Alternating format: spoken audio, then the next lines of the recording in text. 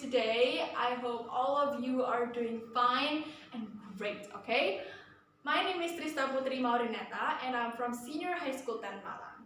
Today I'm going to tell you an interesting story about a heroine from Aceh. Can you guess who it is? Yes, exactly, it's Cut Meutia. So listen to it very carefully, okay? Cut Meutia or Cut Meutia was born in Aceh, February 15, 1870. She grew up as a beautiful and gorgeous girl. Many men came to propose and marry her.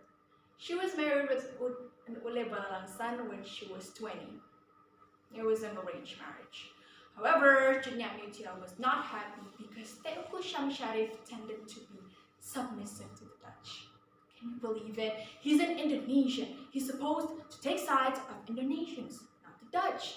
And because of that, Cut Meutia had enough and returned to her parents' house until finally their marriage was considered over.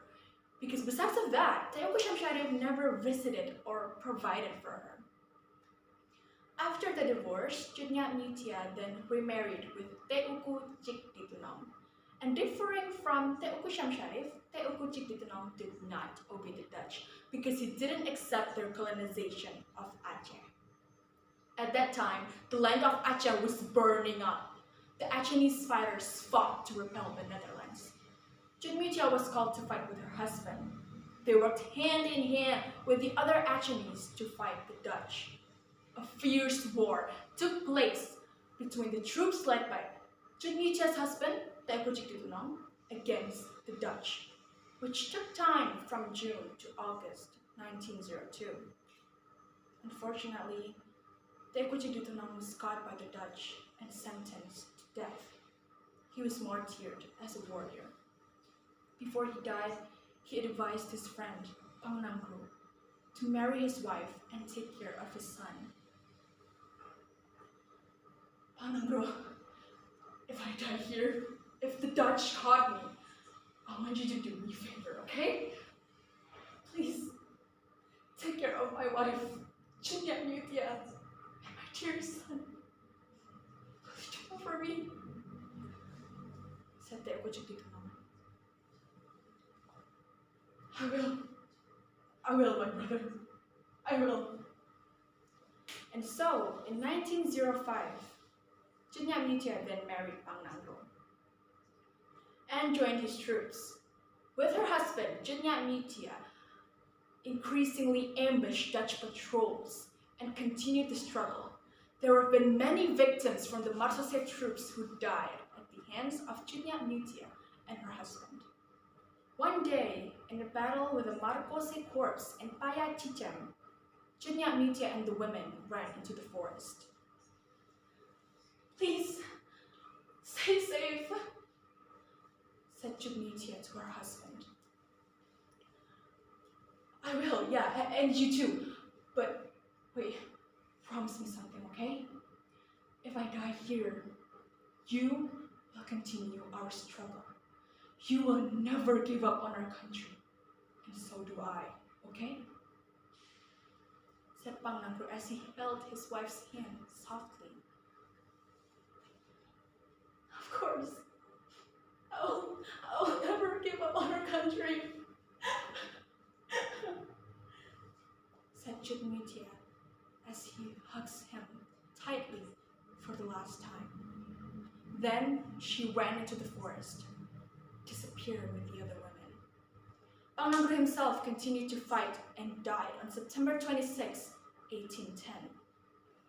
His death made Cut Meutia the new commander with only 45 men and 13 guns left. Along with the other fighters, Cut Meutia joined those who wouldn't give up. The pursuit of the Dutch was intense. With his troops who only had 13 weapons, Cut Meutia continued the guerrilla war. Teuku Raja Sabil, Cut Meutia's 11-year-old son, always followed his mother to fight. The unbalanced strength between the Dutch Marsese troops and Cut Meutia's troops made many of Cut Meutia's close friends and relatives start to feel anxious. They suggested that they surrender and ask forgiveness from the Dutch. I mean, they're not that kind. Cut Meutia, we've been thinking this for a while now, and I think we can't keep up like this. Soon enough, they're gonna find us and surround us. In that case, how about we just ask forgiveness to them? I'm sure they're gonna understand and let us go, said one of her relatives. Cut Meutia, who was hearing that, got shocked and mad. What did you say? So you say we should surrender and let them step over us? Hell no. They killed both of my husband.